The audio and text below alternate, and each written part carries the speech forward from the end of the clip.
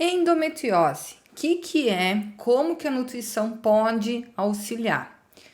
A endometriose ela é estimulada pelo estrogênio, tá? Porque ele é o principal motor das mulheres com endometriose. Então, a endometriose, até onde a gente sabe, ela ocorre por uma menstruação retrógrada, aonde o sangue reflui, ou seja, tá?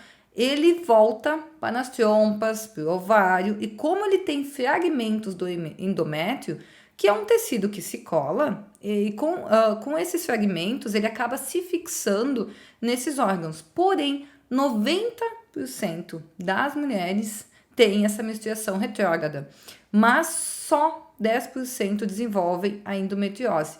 E isso está relacionado a uma disfunção imunológica. Então, endometriose, o tratamento é a base, melhorar o sistema imune. E o que se sabe é que a gente tem um tecido resistente às células natural killer, que são as que fazem uma parte importante das nossas defesas e que faz essa varredura, que diz, não é para estar aqui, vai embora, elimina essas células, esse resto de sangue. Ela não tem cura, infelizmente, a endometriose, apenas uma redução dos sintomas. E ela é classificada em 4 estágios, tá? Estágio 1, 2, 3 e 4. Dor ao evacuar, principalmente durante o período menstrual, é um indicativo de uma possível endometriose. E quais são as características de uma mulher com endometriose? Para saber se você tem ou se a sua paciente tem, para que você possa ajudá-las. As mulheres com endometriose, elas podem ter redução do cortisol, e isso pode estar relacionado a maior cólica no período menstrual e dificuldade para engravidar. Elas são bem inflamadas, então é importante ir monitorando a homocisteína, que deve estar abaixo de 9.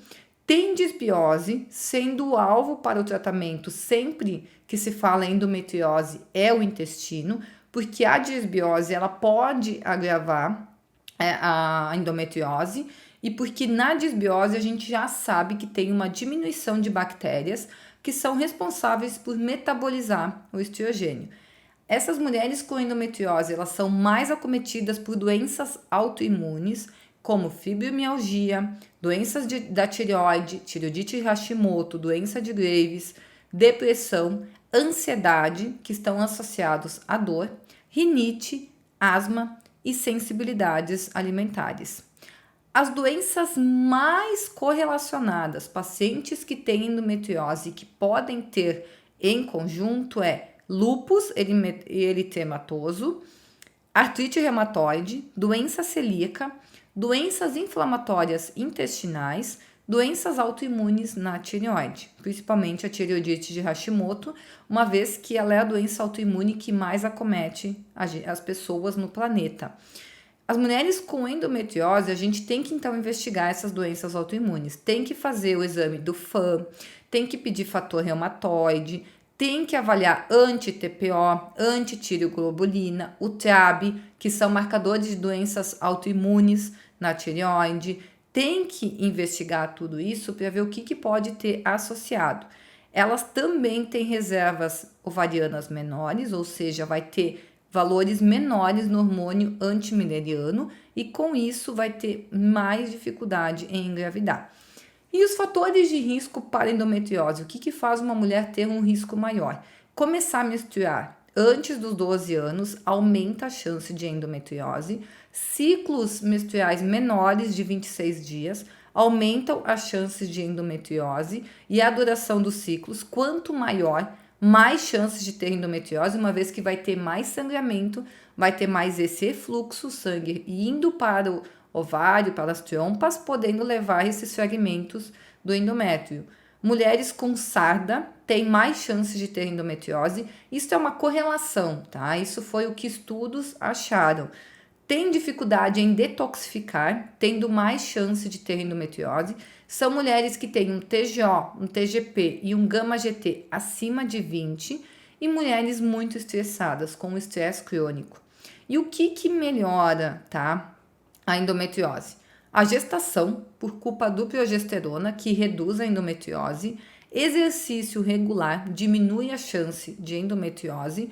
A dor ao evacuar, principalmente o período menstrual, é um indicativo de endometriose, então é importante você tá atendendo a sua paciente ou você tá sentindo isso, busca a tua ginecologista, conversa com ela, pede uma ecografia específica para avaliar como que tá, se você tem algum indício ou não de endometriose. E qual que é as dicas aí que a gente pode fazer para reduzir essas dores ali no período menstrual e para melhorar essa endometriose? Principalmente as dores, a gente pode utilizar suplementos nesse período menstrual, fenogrego, ômega 3, gengibre, valeriana na forma de infusão, tá? Porque cápsulas, nós nutricionistas não é permitido, nosso conselho não nos habilita. Atualmente, até o dia, hoje é dia 15 de janeiro de 2022, a nossa última resolução do conselho, valeriana, como Panax, como alguns outros, estava pensando Panax ginseng, mas a gente pode, como alguns outros manipulados que a gente não pode indicar. Vitamina B1 e o sulfato de zinco. E qual é o manejo nutricional? O que com alimentação a gente consegue melhorar na endometriose? A carne vermelha, ela é um dos principais responsáveis pelo aumento da endometriose, porque a carne tem altas concentrações de ácido araquidônico, que estimula o aumento das ciclooxigenases, aumentando prostaglandinas, que aumenta a quantidade de estrogênio, piorando também essa inflamação, uma vez que a paciente ou você que tem endometriose tem essa inflamação mais crônica.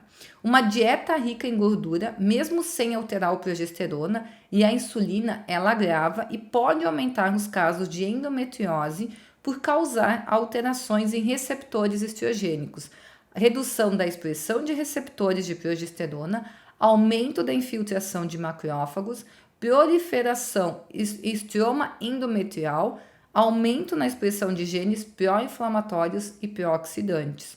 E aí a ingestão de uma dieta rica em gordura, ela promove a endometriose, mesmo na ausência da disfunção ovariana e de resistência à insulina.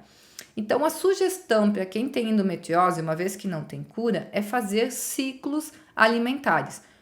Um mês faz um plano alimentar vegano, depois um plano alimentar mais restrito, pode incluir jejum, pode fazer uma dieta low carb, uma dieta anti-inflamatória, uma dieta mediterrânea, tudo isso pode ir gerando esses ciclos, uma dieta cetogênica, uma ketoplant. Então, assim, a gente tem uma infinidade. Protocolo que mimetiza o jejum e por aí vai. É uma infinidade de estratégias que você pode usar, sempre ajustado à sua necessidade ou à do seu paciente. Individualidade acima de tudo.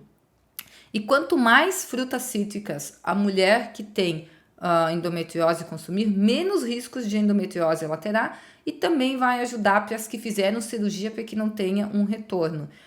Uma dieta livre de food maps, tá? Também na época da menstruação ajuda a reduzir os sintomas, que é uma ótima estratégia, principalmente as dores. Dieta sem glúten pode melhorar a endometriose. E os suplementos bons para serem usados para quem tem endometriose é vitamina C e E, são boas estratégias para reduzir as dores pélvicas na endometriose. O NAC, para mulheres que querem engravidar e têm endometriose, o NAC, que é o N-acetilcisteína, é uma ótima estratégia. 600 mg por dia em cápsula gastro resistente para não irritar a mucosa é maravilhoso. E aí pode associar aí junto com essas 600 mg de NAC, 200 mg de ácido alfa-lipoico, 25 mg de biomelina, 10 mg de zinco e utilizar por 6 meses de forma contínua, uma vez ao dia. Vai auxiliar demais, porque o zinco